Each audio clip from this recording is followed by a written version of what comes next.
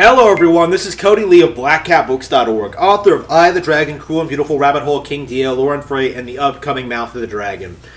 Please sure to look forward to that. So, with the release of the Steam Deck, I have been casually observing the reactions of fanboys online. There have been, as I expected, there was a very, very immediate decline in interest in the Steam Deck after it came out. Like, now, the fantasy of the Steam Deck, the fantasy of having like a console that can play everything that a Nintendo Switch can, immediately faded with the reality that like, oh wow, like Steam Deck can't play even all of the games on Steam, like let alone games on Switch or games on other platforms. Like I said early on, the Steam Deck had no audience, but in my circle, in my demographic, among like my community, I have been bombarded with requests to talk more about Steam Deck, to talk more about this console and like its failings, its problems, and I really don't think it's necessary.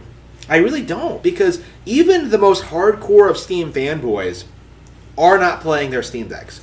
The entire point of the Steam Deck, the entire reason it exists, the entire reason like the fanboys hyped it up so much, the entire reason that like third parties are throwing all their weight behind it, it's to try and downplay the Switch. It's to try and create like artificially create a competitor for Switch, even though there really is no demand for one.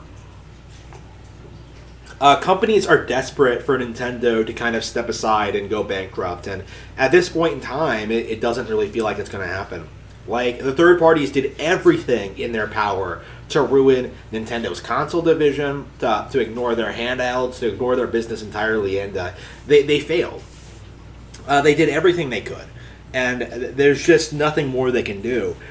Even by directly copying Nintendo and like releasing tablets like this, and like trying to tell their audience like, oh man, it's so much more powerful, it's so much better. Like, it's never ever going to outperform the Switch. Not financially, not hardware wise, not software wise. Like, there's nothing they can possibly do. All they can do is really keep up this facade and keep trying to convince people that like Nintendo is for kids and that the Steam Deck is for adult gamers. The market is different. It's really not.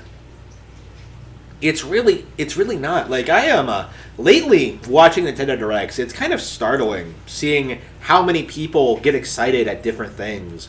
People who like Fire Emblem, people who like Xenoblade, people who like Wii Sports. Like, I saw so many reaction videos of people reacting to that Nintendo Direct, and they all went wild over completely different things.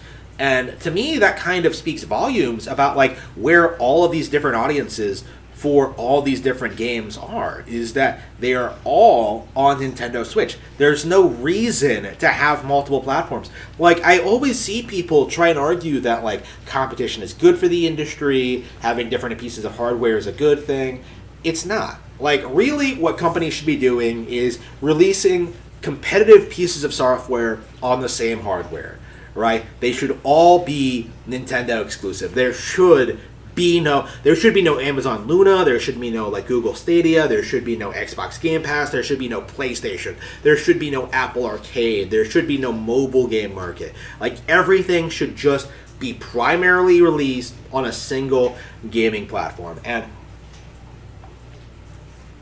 we are slowly marching towards that inevitable reality where these alternative markets just aren't that viable. I would say at this stage, the only reason that like Apple Arcade even exists is because like Apple is just throwing money at it. Like, the only reason Xbox Game Pass exists is because Phil Spencer is just throwing money at it. Like we're dealing with the biggest companies in the world who are willing to blow billions of dollars to attempt to compete with Nintendo. But Nintendo is so good at what they do, they're really never going to be toppled. They're going to establish themselves as a true industry, a giant. I think in the next 50 years will be bigger than Disney. Disney, I anticipate, will have a major collapse in the next 10, 20 years. While Nintendo will keep expanding and growing. Nintendo is doing phenomenally well right now and will continue doing phenomenally well in the future in spite of like global problems and all the stuff that's going on right now. Nintendo has succeeded while companies like Valve will never do anything but fail.